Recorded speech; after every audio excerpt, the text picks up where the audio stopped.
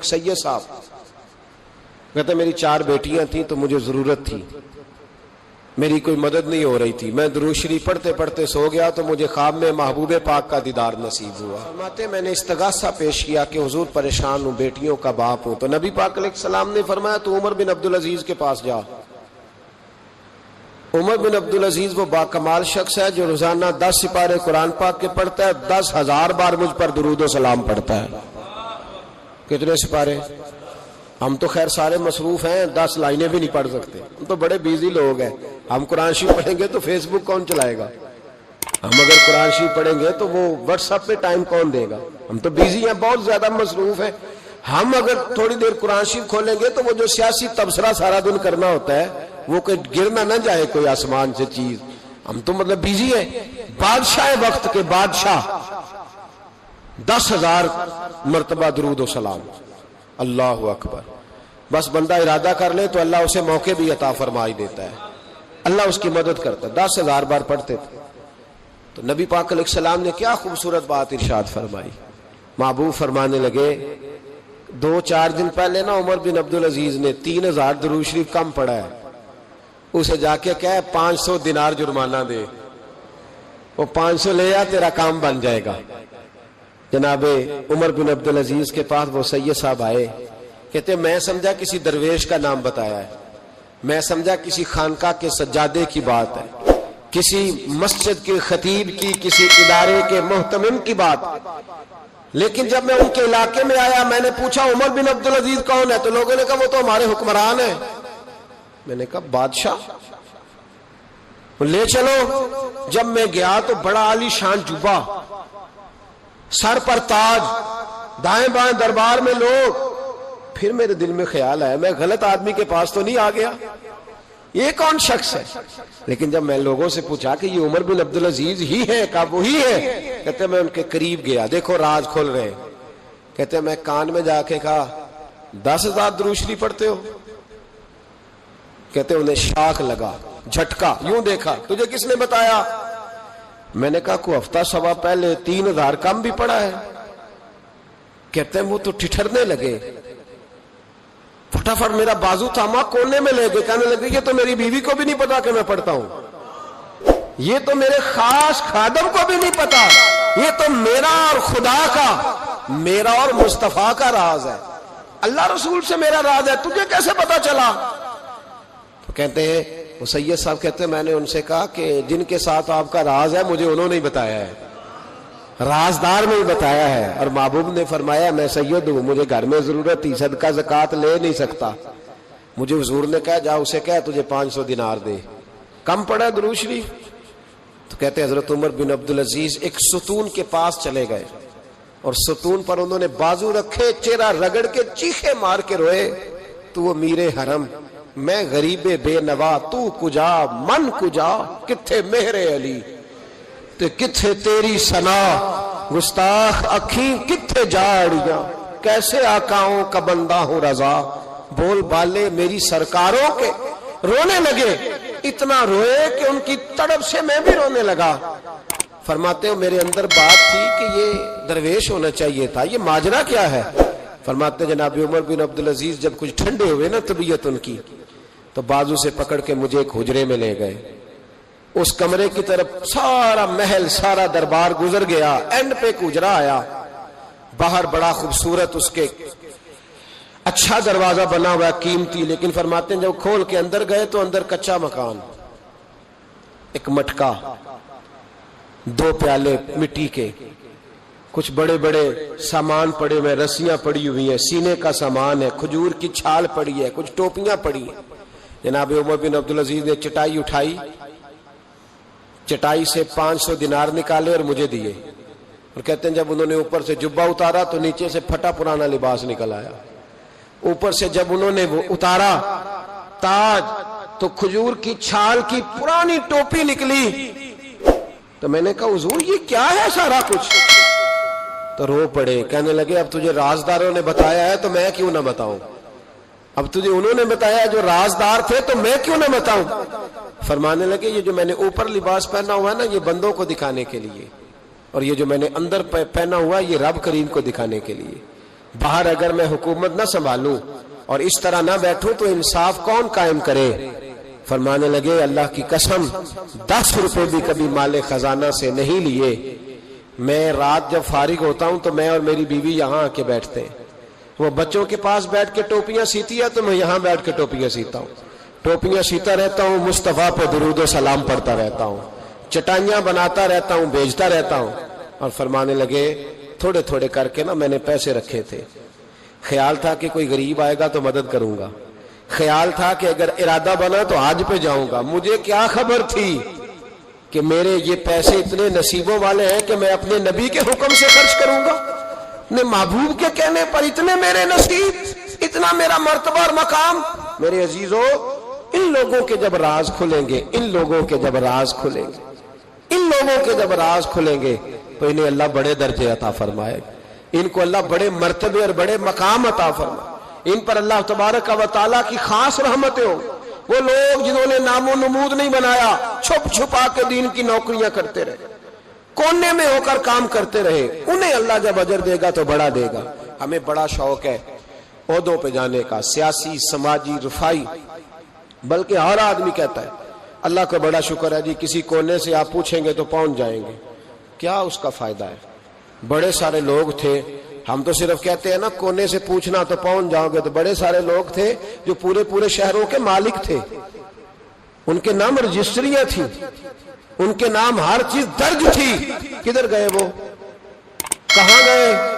یہ جب راز کھلیں گے تو مشکل ہو جائے گی. ہمارے سینوں کے اندر جو کچھ چھپا ہوا ہے, سینوں کے اندر, یہ جب کھلتا ہے تو حالات بگڑتے ہیں. اپنی ضمیر کی آواز کو سنیں, اندر دیکھیں من کیا کہہ رہا ہے. ہمیں پتہ ہوتا ہے سچ کیا ہے, ہمیں پتہ ہوتا ہے جھوٹ کیا ہے, ہمیں پتہ ہوتا ہے خیر کیا ہے, ہمیں پتہ ہوتا ہے شر کیا ہے. ہمیں خبر ہوتی ہے کہ میں خوابوں کی دنیا میں زندہ ہوں. ہمیں پتہ ہے ہم جھوٹ کے سہارے وقت گزارے, ہمارے علم میں ہے ہم کہاں کھڑے, لیکن بس زندگی گزر رہی ہے. ہم ضمیر کی آواز پر ہم اس کی آواز کو سنتے نہیں, روز دبا دیتے ہیں. نبی رحمت علیہ الصلوۃ والسلام نے فرمایا 2 منہ جس شخص کے ہوتے ہیں وہ لعنتی ہوتا ہے. 2 منہ.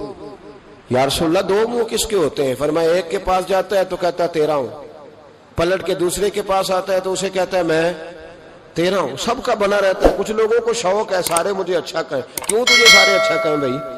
وجہ بالکل نہیں کہنا چاہیے, بالکل نہیں. اگر سارے لوگ رب رسول کے بارے میں معاذ اللہ درست نہیں ہے, بڑے کافر نہیں پائے جاتے دنیا میں. اتنی بڑی ہستیوں پر جب دنیا کا اجتماع مکمل نہیں ہو سکا تو تو نے یہ کیسے دعویٰ کر لیا سارے مجھے صحیح کہیں؟ کیوں تو اس چکر میں ہے؟ ساروں کا صحیح کہنا ضروری نہیں, تیرا صحیح ہونا ضروری ہے. لوگوں کا تجھے صحیح سمجھنا ضروری نہیں, تیرا صحیح, بولیے, تیرا صحیح ہونا. مکہ تو سارا مخالف تھا, عرب تو سارا مخالف تھا. اب اگر بات یہی ہوتی تو پھر ابو بکر صدیق کو چاہیے تھا نا جدھر سارے جا رہے ہیں ادھر جاتے. انہوں نے یہ نہیں دیکھا کہ لوگ کیا کہہ رہے ہیں, انہوں نے یہ دیکھا کہ میرا ضمیر کیا کہہ رہا ہے. اندر دیکھے, اندر سینوں کے راز جو چھوئے, پتہ ہے صحیح کہ کیوں جھوٹ کی زندگی گزارتے ہیں, کیوں دوگلا پالسی سے وقت گزارتے ہیں, کیوں ہم اس طرح کرتے ہیں. اندر دیکھیں, اندر جھانکیں, اندر گواہی دیتا ہے آپ کا کہ حق کیا ہے, سچ کیا ہے. اندر سے پوچھیں. حضرت وابسہ رضی اللہ تعالیٰ عنہ حضور علیہ السلام کے صحابی ہے, کہتے ہیں میں گھر کے اندر تھا تو میرے دل میں خیال آیا میں حضور سے پوچھوں نا نیکی کیا ہوتی ہے اور بدی کیا ہوتی ہے, خیر کیا ہے شر کیا ہے, پوچھوں نا. کہتے ہیں میں گھر کے اندر ارادہ کیا, ارادہ کر کے میں مسجد نبی میں پہنچا تو رش تھا, بہت سارے صحابہ بیٹھے تھے, میں پیچھے بیٹھ گیا تو محبوب فرمانے لگے ادنو منی یا وابسہ, وابسہ میرے قریب آ جا. فرماتے میں آ کے درمیان میں بیٹھ گیا تو حضور مسکرا کے فرمانے لگے چل اور قریب آ جا. اور قریب آیا تو حضور کہنے لگے ادنو منی, چل یار اور قریب آ جا. کہتے میں اتنا قریب آیا کہ میرے گھٹنے حضور کے مقدس گھٹنوں سے مس ہونے لگ گئے. حضور نے فرمایا کیسے آئے ہو, کیسے آئے؟ کہتے ہیں میں بولنے ہی لگا تھا کہ حضور فرمانے لگے تو بتائے گا کیا پوچھنے آیا کہ میں بتاؤں. موج ہے آج, محبوب کا دروازہ رحمت کھلا. فرمایا میں نہ بتاؤں تو کیا پوچھنے آیا تھا؟ کہا حضور آپ بتائیں تو پھر تو کمال ہو جائے. تو محبوب نے فرمایا تو نے زبان سے تو نہیں کہا پر دل میں تو سوچ کے آیا تھا, آج حضور سے پوچھوں گا نیکی کیا ہوتی ہے بدی کیا ہوتی ہے. کہتے میرا چہرہ کھل اٹھا. میں نے کہا حضور واقعی آپ اللہ کے سچے رسول ہیں, یہی پوچھنے آیا تھا. نبی پاک نے میرے سینے پہ ہاتھ مارا, میں جا میں نے تیرے دل کو دین کا عالم بنا دیا ہے, اپنے دل سے پوچھ لے, تیرا دل ہی تجھے فتویٰ دے دیا کرے گا. آج کے بعد تیرا دل تجھے بتائے گا کہ نیکی کیا ہے اور بدی. بولیے نیکی کیا ہے اور بدی کیا ہے, تیرا دل تجھے بتائے گا. اس سے فتویٰ لے لے, پوچھ لے نیکی کیا ہے بدی کیا ہے. او بھائی ضمیر کی آواز سنے, پوچھے یہ آپ کو کیا کہہ رہا ہے. ہمیں پتہ ہوتا ہے ہم غلط ہیں, صحیح نہیں چل رہے. کس بات کا انتظار ہے, موت کا, گاڑی کی ٹکر ہونے کا. ہم کس بات کا انتظار کر رہے ہیں کہ جب رپورٹ کرائیں تو اس کے اندر کوئی بیماری نکل آئے.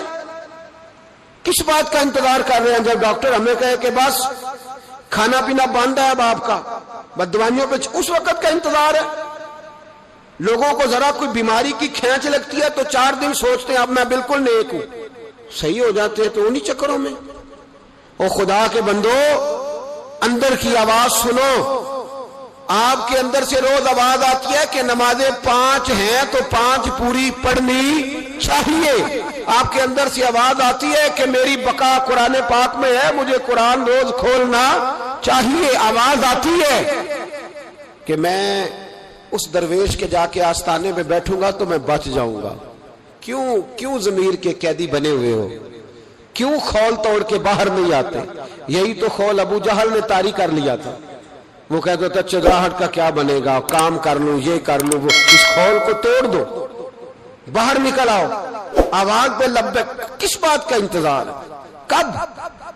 جو 35 سال زندگی گزار چکا ہے وہ آدھی جی چکا ہے, آدھی گئی اور باقی آدھی پتہ نہیں ہے کہ پتہ نہیں ہے. کس بات کے انتظار ہے. جب راز کھلیں گے مشکل ہو جائے گی. اللہ بڑے موقع دیتا ہے, اللہ ہمیں سمجھنے کے بڑے موقع دیتا ہے. میرے نبی پاک علیہ السلام فرماتے ہیں اللہ قیامت کے دن تم سے پوچھے گا کیا میں نے تمہیں زندگی نہیں دی تھی, تمہیں شعور کی دولت نہیں دی تھی. اللہ تم سے پوچھے گا کیا تمہیں سوچنے کی طاقت نہیں دی تھی. اللہ تم سے پوچھے گا ٹھنڈے پانی سے تمہیں سیراب نہیں کیا تھا. کون سی ایسی نعمت تھی جو تمہارے گھر کے دروازے تک نہیں پہنچائی. حضرت ابو الحسن رحمت اللہ علیہ ایک جملہ کہا کرتے تھے اور کمال کرتے تھے. فرماتے تھے قیامت میں لمبی چوڑی بات نہیں ہوگی, 2 ہی باتیں ہوگی. فرماتے اللہ پوچھے گا بندے سے, او بندے میں تو تیرا تھا, تو بتا تو کس کا تھا. 2 ہی باتیں. اللہ فرمائے گا میں تیرا تھا, تو بتا تو کس کا تھا. اپنے اندر تبدیلی لائیں, اندر جھانکیں. یہاں راز کھل جائے تو آزمائش کڑی ہے. بتلائیے جب قیامت میں راز کھلے گا کتنی مشکلات ہوں گی. اپنے آپ کو سمیٹ لیں, استغفار کثرت سے پڑھیں, توبہ کریں ہر معاملہ, اپنا رجوع اپنے رب رسول کی طرف رکھیں. یہ سارا دنیا کا جتنا معاملہ چل رہا ہے یہ سارا ایک چکر ہے, یہ ساری ایک آزمائش ہے. یہ اللہ نے ہمارے ذمہ لگایا ہے کہ تم نے اس سے بچ کے نکلنا. یہ ہماری دانش مندی ہے کہ ہم اس طرف توجہ نہ دیں. کوئی شخص بھی 1 دن کے لیے مکان خرید کے نہیں رکھتا, وہاں وہ مکان خریدتا ہے جس نے اس نے عمر بھر رہنا ہو. یہ دنیا عارضی ہے, 1-1.5 دن کا میلہ ہے. اس پر مکمل خریداری کر کے جم کے نہ بیٹھ جاؤ. اس مکان کی طرف توجہ کرو جہاں ہمیشہ رہنا, جہاں ہمیشہ جانا. جتنا آپ اپنے دادا جی کا ختم دلاتے ہیں نا, آپ کے بچے بھی آپ کو اتنا ہی دلائیں گے. اور جتنا آپ روز کھڑے ہوتے ہیں نا دادا جی کی قبر پہ, بڑی مشکل سے بچے جاتے ہیں, پوتے کوئی نہیں جاتے, بڑی مشکل سے بیٹے. اس سے زیادہ کوئی معاملہ تو آپ کے بعد آپ کا بیٹا 50 سال تک رہے گا, بس ختم. پھر تو قبروں کے نشان تک مٹ جاتے. وَحُصِّلَ مَا فِي الصُّدُورِ, فرمایا میں کھول دوں گا راز. اس راز کھلنے سے پہلے اپنے رب کریم کی بارگاہ میں حاضر ہو جانا چاہیے. اس کے دروازے نور پر جا کر خیرات حاصل کرنی چاہیے. دعا کرتا ہوں جو کچھ کہا اللہ توفیق عمل عطا فرمائے.